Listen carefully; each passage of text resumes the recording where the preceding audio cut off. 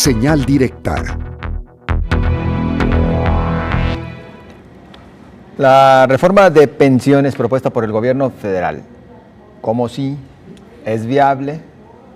Bueno, todo esto y mucho más lo preguntamos a continuación a la maestra Susana García, presidenta de la Academia de Derecho de la Seguridad Social. Bienvenida. Muchas gracias por la invitación. Bienvenida, maestra. Gracias, ¿Viable Josefina. esta reforma? Híjole, es muy... Necesaria, sí. Necesaria, sí. Viable todavía está en veremos. Creo que la parte importante de todo esto tiene que ver el aspecto económico, cómo se va a sostener. Una propuesta que es, digamos, en justicia social buena y que todos los trabajadores merecerían o merecemos tener una pensión o una jubilación para seguir sosteniendo nuestro nivel de vida de cuando estábamos trabajando. Entonces esa parte pudiera ser buena en ese sentido, como justicia social, pero viable. Necesitamos conocer la forma de dónde se van a obtener los recursos para poder financiar este nuevo esquema que está pretendiendo regresar al modelo de reparto, el modelo solidario tan criticado que fue en su momento en los años 90 y que fue el motivo del cambio al sistema de capitalización individual, que dicho sea de paso, pues tampoco funcionó y tan es así pues que hay que reformarlo. Claro. Confieso que no he visto bien de dónde van a salir los recursos, pero sí escuché en una mañanera que decía, bueno, pues precisamente de todos los fideicomisos que tienen en la Suprema Corte, y empezó a decir de aquí, de aquí, de acá. Creo que eso no alcanza, pero bueno, y ahí hay una parte, ¿no? Sí, aquí... Yo digo, bueno, si le quita al magistrado no me importa. No, aquí se hicieron como cuentas alegres, ¿no? Se van a tomar, de acuerdo con lo que propone la iniciativa, es tomar recursos de diferentes fondos, de diferentes rubros, pues entre ellos los fideicomisos, entre ellos también esto de devolver al pueblo lo robado, que también puede ser parte interesante. Hay varios rubros que están manejando la iniciativa y que, por supuesto, consideran que es la forma que van a sostener este esquema pensionario, que a mí me parece que no va a ser suficiente. Exacto. Y que no es tampoco tan claro o tan transparente lo que se está queriendo manejar en un año, digámoslo así, electorero, ¿no? El problema está en que, bueno, todos esos recursos que se refiere podrían ser utilizados, al final son finitos, ¿no? Y esto pues es algo que tiene que estar retroalimentándose permanentemente para que funcione. Ahí es donde queda la pregunta, entonces, ¿de dónde sí? Entonces, ¿de dónde sí? Esa es una gran pregunta que todavía no tendría como una respuesta, porque para darle una viabilidad financiera que todo sistema de pensiones debe de tener, pues se requiere estudios actuariales para efectos de poder valorar la factibilidad a futuro, porque esto no se va a resolver en este momento. En este momento tenemos el problema financiero que no resultó la reforma o que no resolvió la reforma del 2020, porque también habrá que señalarlo que sí fue una buena reforma en el sentido de disminuir semanas de cotización y darle más oportunidad a personas para que se pensionaran, pero lo cierto es que no venía acompañada de ese incremento de aportaciones, a pesar de que sí hubo un incremento por parte del sector patronal, no fue lo suficiente y este se va a ver reflejado en el 2031 hasta llegar al 15% de aportaciones, lo cual la problemática no se resuelve de manera inmediata, ¿no? Entonces yo creo que el tema económico es un tema que habrá que seguir analizando y habrá que seguir viendo cómo lo ven los legisladores y qué van a hacer de propuestas. ¿La van a aceptar o no la van a aceptar en la forma que está planteada? Claro. Decirle a la audiencia que la maestra es doctora, pero yo de cariño digo maestra porque como imparte en clases, yo siempre les digo, para mí tiene como más valor estar frente en las aulas a chamacos. Ella escribió este libro en el 2018 que se llama La sostenibilidad del sistema de pensiones a la luz de la Constitución Política de los Estados Unidos Mexicanos. Desde entonces viene advirtiendo que, maestra, eso por un lado, y por otro, yo también quisiera saber si tiene como un análisis del daño que le han hecho a extrabajadores, gobiernos atrás, porque al final de cuentas sí fue, de no permitir que nos vayáramos, o quienes ya se fueron, con una pensión digna. Híjole, son dos preguntas diferentes pero ligadas e interesantes y muy importantes. Muchas gracias, Josefina.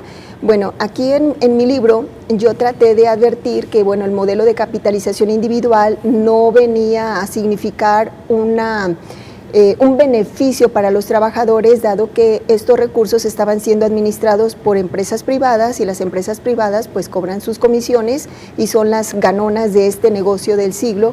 No fue acertado haber aceptado en México este modelo, pero bueno, se implementó.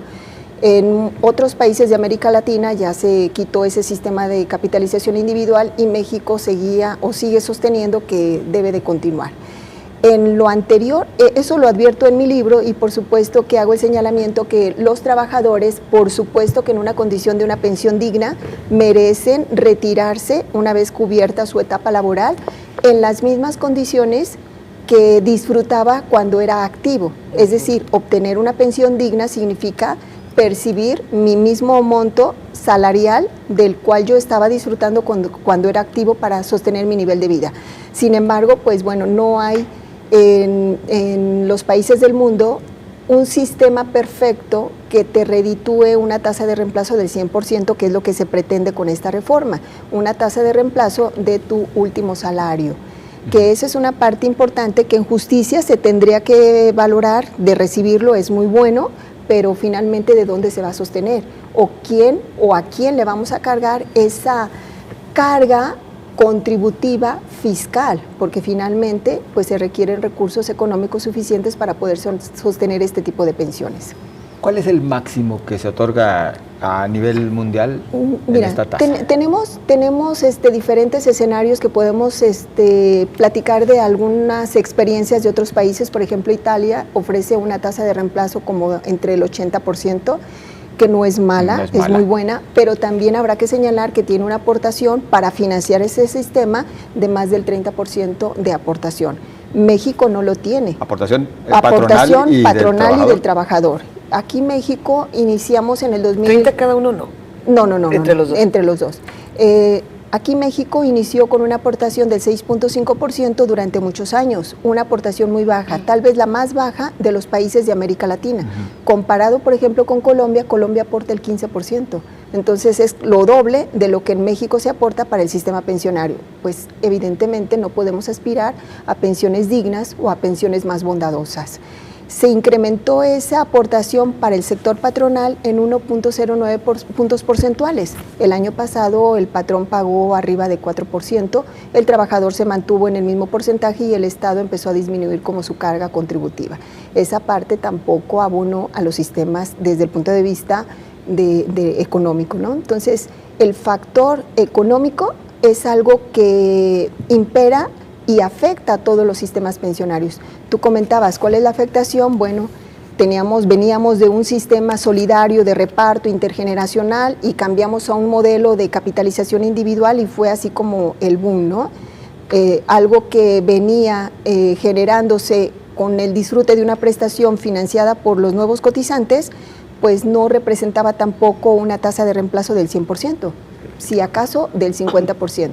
Porque ahí se toman en cuenta los salarios de los trabajadores y un salario promedio, que fíjate bien, en la reforma el salario promedio vuelve a salir, se toca en la reforma como tope límite para la pensión, y entonces ahí es donde dices, híjole, ¿van a ser pensiones del 100% o realmente nos están diciendo políticamente son pensiones del 100%, pero están topados del salario promedio? Eso me preocupa. Me preocupa porque la gente se queda con una idea diferente a lo que realmente le va a corresponder. Eran menos de 2 minutos y decirle que el tema es de primer orden, así que continúe con nosotros en Canal 44 en la programación, porque la doctora de aquí pasa al programa de nuestros compañeros Julio Ríos y Fátima Aguilar. Sí. Para si tiene dudas, preguntas, pues aproveche. Doctora, en menos de un minuto, yo les deseo a mis hijos desde hace tiempo, y como ahora dice el clásico, para los jóvenes, son la generación que ya no tienen seguridad social. Son la generación que más problemática va a tener en materia pensionaria, porque es la generación que no quiere un trabajo formal, y el trabajo formal genera un beneficio dentro de la seguridad social. Hay otros esquemas donde puede haber incorporaciones de manera voluntaria para poder cotizar y tener derecho a una pensión, pero bueno, creo que los jóvenes están pensando en otras cosas diferentes y es muy difícil que ellos busquen a través del ahorro un mecanismo protector. Perdón, híjole, tiempo es el que falta, como bien señalas, Josefina. ¿Sería conveniente en todo caso entonces desaparecer este esquema de las AFORES? Sería conveniente cambiarlo, modificarlo. Es difícil, pero necesitamos hacerlo y el paso se tiene que dar y se debió haber dado desde hace varios años porque, bueno, hay estudios que ya determinaban que esto no iba a funcionar. Doctora, muchísimas gracias. Muchas gracias, Josefina, muchas gracias. Muy amable. José Ángel. No lo echen saco roto. Hay que estar al pendiente de esto.